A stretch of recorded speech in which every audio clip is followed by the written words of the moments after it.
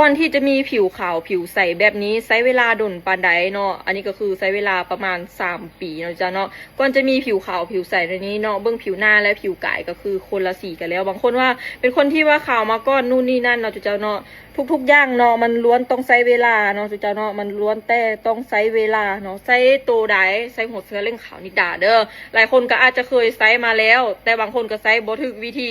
บางคนก็ใช้เต็มมาร์กอย่างเดียวเนาะแต่ว่าบางคนก็คือเอาโลชั่นไปทานำแต่ยังให้ทุกคนเข้าใจว่าทากับโลชั่นนี่นะมันจะเห็นผลไวและเห็นผลอย่างชัดเจนกว่าตั้งแต่เขาทาหัวเชื้อละล้าเนาะหัวเชื้อของเฮานี่มันจะมีอยู่2 สีเนาะเจ้าเนาะมีอยู่2 สี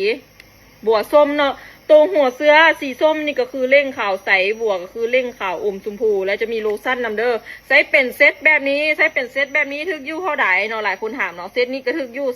337,000 กีบพร้อมฟังให้ฟรียังมีผิวขาวผิวใสแบบนี้ก็คือมาจัดมาต่ำเลยเนาะราคาก็คือเบากระเป๋าเฮงเนาะจุเจ้าเนาะอีกอย่างก็คือคุณภาพโคตรเลิศรีวิวที่จริงใจกว่านี้บ่มีอีกแล้วลูกค้าเอาไปใช้เอาไปลองมึงเด้อรับประกันว่าบ่ผิดหวังแน่นอน